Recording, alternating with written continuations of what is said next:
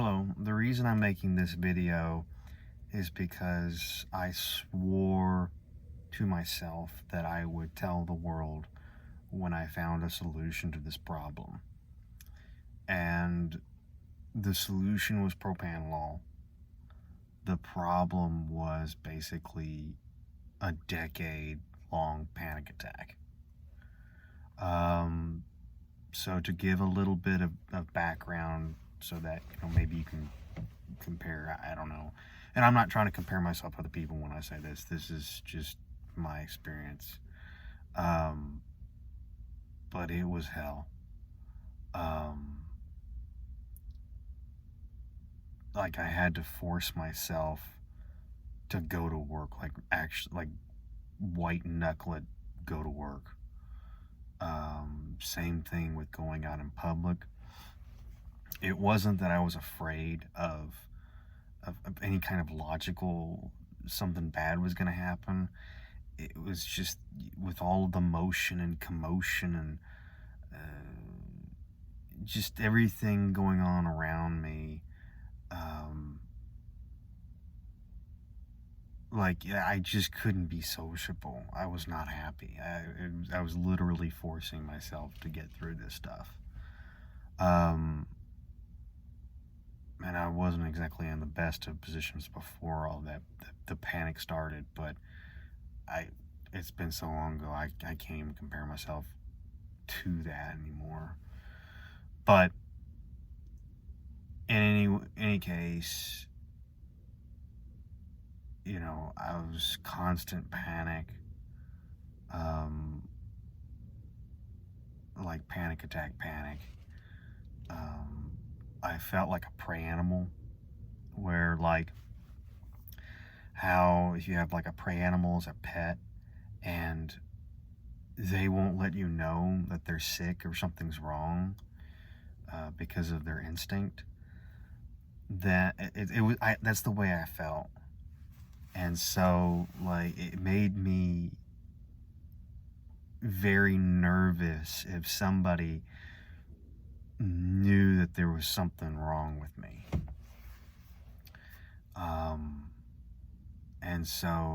And I was also very abrasive. I argued with people a lot. I'm honestly surprised I had friends.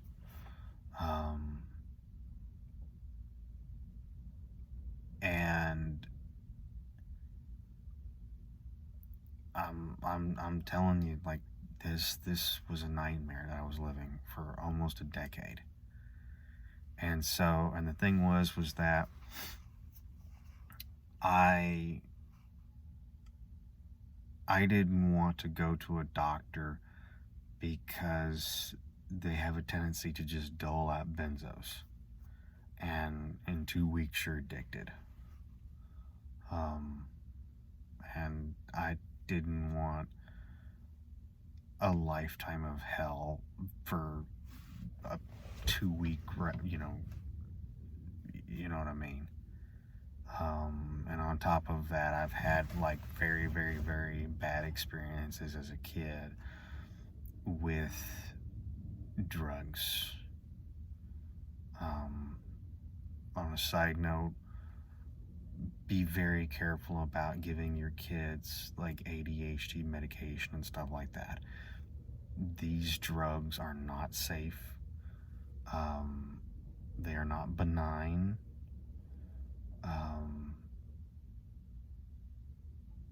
In a lot of instances, they're actually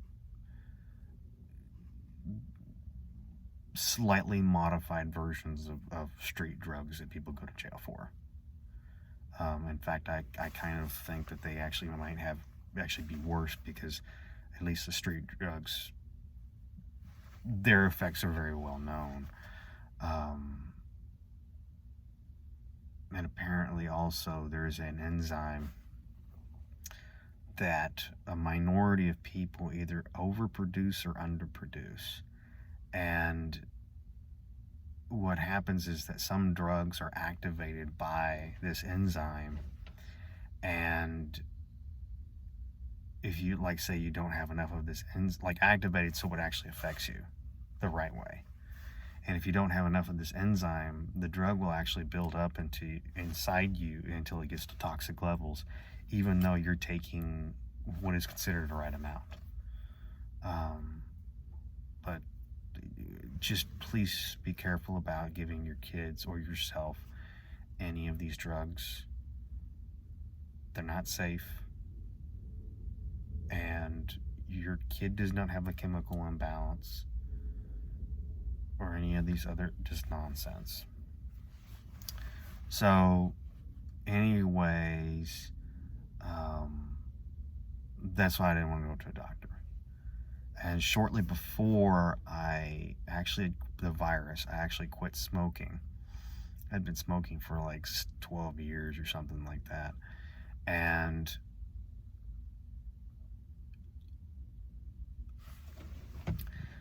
it was hard. I used the patches. If it wasn't for the patches, I would have never been able to quit. Never in a million years.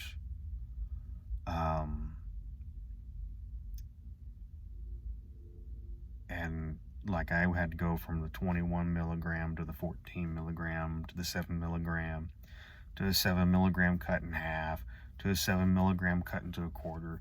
And if I didn't have that little teeny piece, I was just like gone. But I will say that smoking really does not help at all. I think like when you first hit that cigarette, like for me, I was like marginally calmer. But as soon as like I was going through any kind of withdrawal or even just plateauing, my body would get like super, super, super tense. Even with the propranolol, I still have that problem if I start smoking again. And so, yeah, that's the other thing. Like, if you're experiencing what I'm experiencing, like, seriously quit smoking.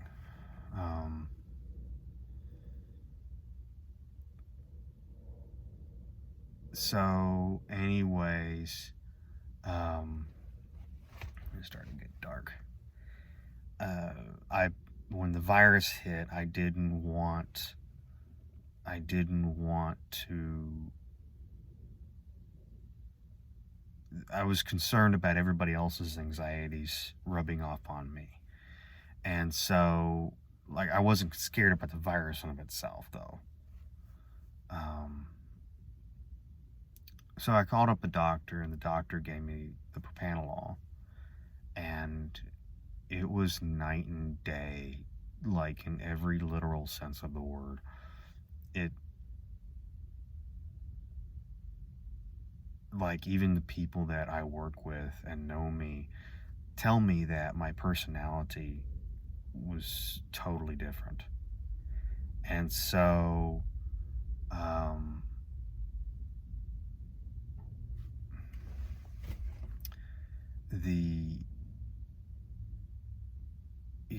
it was like night and day different.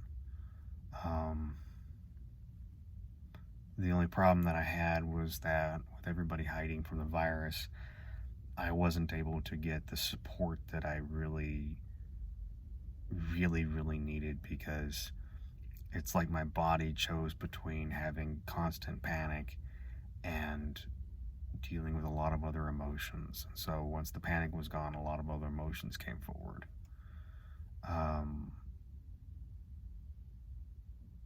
So I'm never gonna forgive that one.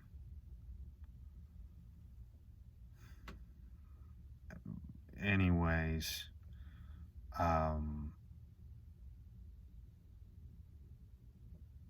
yeah, it just it helped me immensely. I'm sorry. I mean, I hate that the situation wasn't any better, but it helped me immensely, and I had sworn to myself that if I ever found a solution to the hell that I was living in, I would let the world know. So I'm letting the world know. It's not addictive. It's not It's a blood pressure medication. It's cheap. Like $20 for a 3-month supply, cheap without insurance. Honestly, I don't even know why it's not over the counter when things like Tylenol are. But yeah, if you had the same experience I do, don't hesitate to give this thing a try.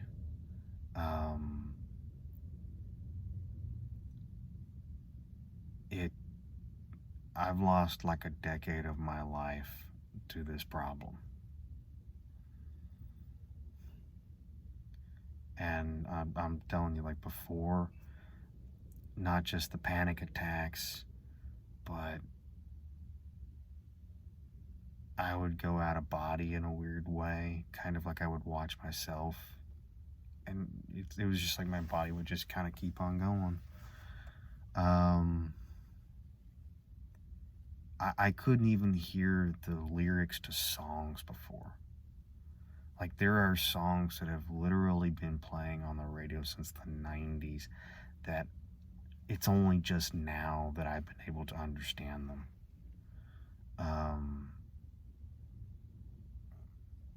And actually understand them clearly.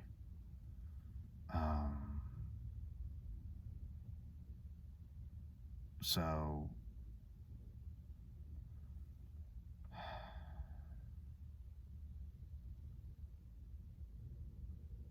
anyways, like I said, if you are experiencing something similar to what I'm experiencing, please give this thing a try.